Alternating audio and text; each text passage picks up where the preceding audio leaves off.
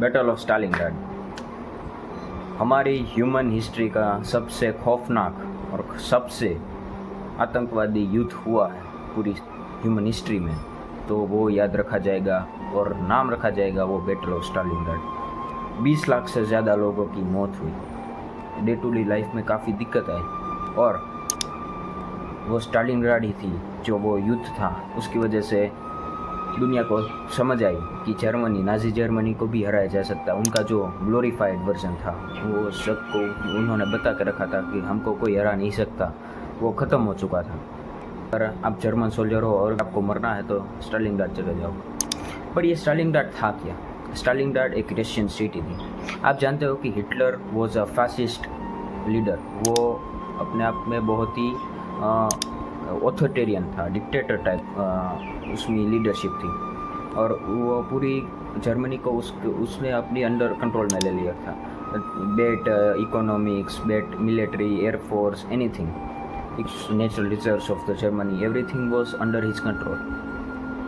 So he decided to invade Russia under the Operation Barbarossa in 1941. उसने 1941 में अपना operation Barbarossa start किया। Starting में उसको बहुत ही ज़्यादा जीत मिली। आगे के ईस्टर्न रीजन, यूक्रेन, कीव और ये सारे रीजन बहुत ही आसानी से उसको मिल रहे थे। ऐसा नहीं था कि बहुत ही आसानी से मिल रहे थे, सामने रशिया की अनमैचेबल फोर्स सामने खड़ी थी, पर फिर भी अच्छे मॉडर्न हथियार के कारण, अच्छे एयरक्राफ्ट और एयर सुपीरियोरिटी का कारण, लुफ्ताफे के कारण, Luftwaffe was a Germans top of the notch that time, technological most advance aircraft at that time that Germany had in all the world. किसी के पास ऐसा एडवांस्ड नहीं था। ईस्टर्न रशिया में काफ़ी आसानी से हिटलर आगे बढ़ पाया। उसने नाजी जर्मनी में बहुत ही ज़्यादा ब्लिट्जक्रिग उसको कहते हैं ना, बहुत ही जल्दी से अपनी आर्मी को आगे ले गया और बहुत ही ज़्यादा कैप्चर बहुत ही कम टाइम में कर लिया। फिर आया स्टालिनग्राड। वो स्टालिनग्राड का मतलब होता है कि रशिया में ग्राड का मतलब होता है कि जहाँ पे लोग रहते हैं, जहाँ पे एक सिटी है, और स्टालिन मतलब जो वहाँ पे वो लीडर था उस समय, कम्युनिज्म का लीडर था रशिया में, यूएसएसआर का। वो रशिया नहीं था, यूएसएसआर था, और Stalin was a leader of that. So that city was a benchmark, और वो स्टालिनग्राड नहीं चाहता था कि वो मेरे नाम की सिटी हिटलर के पास चले जाए। स्टालिन ने ऐसा ऑर्डर दिया था कि no man should retreat even a centimetre. मैं यहाँ पे खड़ा हूँ, मैं थोड़ा भी पीछे नहीं जा सकता, मैं फाइट टिल द लास्ट करूँगा। और वैसा ही जर्मनी के लीडर हिटलर ने भी कहा था कि मेरे को स्टालिनग्राड चाहिए। पर आप क्वेश्चन पूछोगे कि स्टालिनग्राड की स्ट्रेटेजिक इम्पोर्टेंस भी होगी, पर उतनी स्ट्रेटेजिक इम्पोर्टेंस नहीं थी, क्योंकि अगर आप स्टालिनग्राड के क्रॉस करके आगे बढ़ोगे तो ज़्यादा आपको चांस है कि आप ज़्यादा टेरिटरी कैप्चर कर सको। पर स्टालिनग्राड एक सिटी थी। स्टालिनग्राड में और डिफेंसिव लाइन भी अच्छी बनाई रखी थी यूएसएसआर ने। स्ट्रेटेजिक पॉइंट ऑफ व्यू से एक अच्छी बैटल नहीं थी स्टालिनग्राड की जर्मनी के लिए, पर रशिया के लिए और यूएसएसआर के लिए बहुत ही इम्पोर्टेंट थी कि उनको अपनी प्राइड बचानी थी। और हिटलर को भी ये था कि हिटलर ने ये कहा था कि स्टालिनग्राड मैं जब मैप में देखता हूँ तो मुझे ऐसा लगता है कि स्टालिन मेरी नज़रों के सामने मेरी जर्मनी को देख रहा है, मुझे स्टेयर कर रहा है।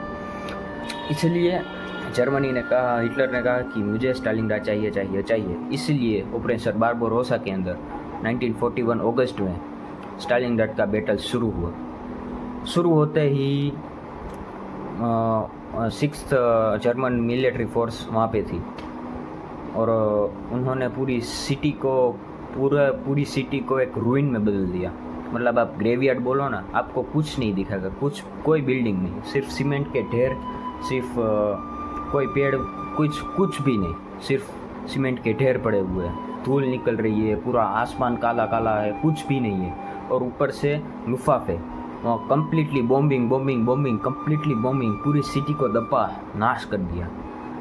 पर फिर भी, और इसमें एक चांस बना, इसमें एक यूएसएसआर ने एक स्ट्रेटेजी सुनी, अगर वो लुफ्ताफे से कंप्लीटली शैटर कर रहे हैं पूरी सिटी को, तो ये हमारे फ़ायदे के लिए। क्यों? अगर उनको अभी कैप्चर करना है तो हमको उससे फाइट करनी पड़ेगी। तो हमारे पास ज़्यादा अच्छी डिफेंसिव लाइन है, क्योंकि अब पूरा सिटी रूइन हो चुका है, तो हम कहीं से भी फायर कर सकते हैं और उनको नहीं दिखेंगे। इसलिए उन्होंने स्नाइपर्स की अपनी टीम बुलाई, उन्होंने अपने काफ़ी ज़्यादा सोल्जर बुलाए, और उनके पास तो वो ऑर्डर था स्टालिन का, order number 227, that no retreat at all, कुछ भी हो जाए रिट्रीट नहीं करना। और हिटलर ने भी यही ऑर्डर दिया था कि last breath till you have to war, till you have to battle. उसमें 6 लाख जर्मन सोल्जर्स थे और 10 लाख यूएसएसआर सोल्जर थे। तो आप देख सकते हो कि ऑलमोस्ट डबल यूएसएसआर सोल्जर होने के बावजूद भी Germany was more ahead, more coming as a victorious. But Germany के पास एक प्रॉब्लम थी, क्योंकि वो अपने होम से बहुत दूर थे, उनके पास सप्लाई लाइन नहीं थी। सप्लाई लाइन का मतलब होता है कि खाना पीना। अगर मैं कहीं पे बैटल जाऊंगा तो मुझे नेचुरली बात है कि आप जाओ, मैं जाओ, कोई भी जाए, हमको खाना चाहिए, पानी चाहिए, नेचुरल रिसोर्स चाहिए, कपड़े चाहिए, मेडिसिन चाहिए। तो मेरा घर तो कई थाउजेंड्स ऑफ किलोमीटर पीछे है, तो मेरी सप्लाई चेन, मेरे पीछे जो बंदे आ रहे हैं उनको दिक्कत आएगी। और यहाँ तक आने में कई चीज़ें बिगड़ जाती है, कई चीज़ घूम जाती है, कई चीज़ इधर और चढ़ी जाती है, तो फिर दिक्कत थी। तो उन्होंने एक कैंप लगा रखा था स्टालिनग्राड के सामने, स्टालिनग्राड के, और दिन में वो बैटल करते थे और रात में वो लुफाफे के कभी बॉम्बिंग करते थे, क्योंकि उन लुफाफे के पायलट्स को भी रेस्ट चाहिए। तो वो ऐसा करते थे कि रात को कभी बॉम्बिंग करते और सारे सो जाते थे। तो उन्होंने देखा, यूएसएसआर ने देखा कि ये तो सब सो रहे हैं और हमारे पास अच्छी डिफेंसिव लाइन है, तो क्यों हम रात को अटैक करें। पर एक उसमें कैच है, अगर हमारे सोल्जर्स उसमें अटैक करेंगे तो उनकी रेस्ट बिगड़ेगी, उनको अच्छी स्लीप नहीं मिलेगी, उनको अच्छा रेस्ट नहीं मिलेगा कल सुबह अच्छी से बैटल करने के लिए। तो उन्होंने अपनी वुमेन, अपनी गर्ल्स को ऐसा ट्रेन किया, अपने एम्पावर किया कि आप रात में जाओ, उन पे बॉम्ब गिराओ और वापस आ जाओ, उनके जाओ बॉम्ब गिराओ वापस आ जाओ बॉम्ब गिराओ वापस आ जाओ, और स्नाइपिंग करो रात में। अगर रात में आपको कोई दिखता है तो स्नाइपिंग कर दो, कोई ज़रूरत नहीं है कोई वॉर रूल्स फॉलो करने की। वॉर रूल्स ऐसा होता है कि रूल होते हैं कि अगर कोई बंदा है जो घायल हो चुका है और उसने हाथ खड़े कर दिए, तो आप स्नाइपर की तरीके से आप उसको गोली नहीं मार सकते। और वो जो बंदा भी उसको लेके हॉस्पिटल में जा रहा है या ऐसे हेल्थ फैसिलिटी में लेके जा रहा है, तो आप उसको भी गोली नहीं मारोगे। ये ह्यूमैनिटेरियन रूल है, ये ऐसा कोई लिखित रूल नहीं है, पर ऐसे ज़्यादातर कंट्री इन वॉर ऐसे इम्प्लीमेंट करते हैं। पर यूएसएसआर ने कहा छोड़ो, कोई ज़रूरत नहीं, क्योंकि ये लोग हमारी नेशन में आ चुके हैं। ये लोग, हम इस स्टालिनग्राड के बाद वो सीधा मॉस्को पे पहुंच जाएंगे, जहाँ पे हमारी कैपिटल है। तो स्टालिनग्राड में इन सब को रोक के रखना है। ये सब हो रहा था रात में, लेडीज़ उनको स्नैपिंग कर रही थी, बॉम्ब गिरा रही थी, और जर्मन में उसकी दहशत हो गई थी। क्योंकि आप सोचो कि आप रेस्ट कर रहे हो और आपको अचानक से सुनाई दे रहा है कि बॉम्ब गिर रहे हैं आपके टेंट के ऊपर, आपको कोई गोली मार रहा है बहुत ही दूर से, आप दिख भी नहीं रहा, आप चल भी नहीं सकते कहीं पे बाहर, तो आपको मेंटली कितना प्रेशर बनेगा आपका।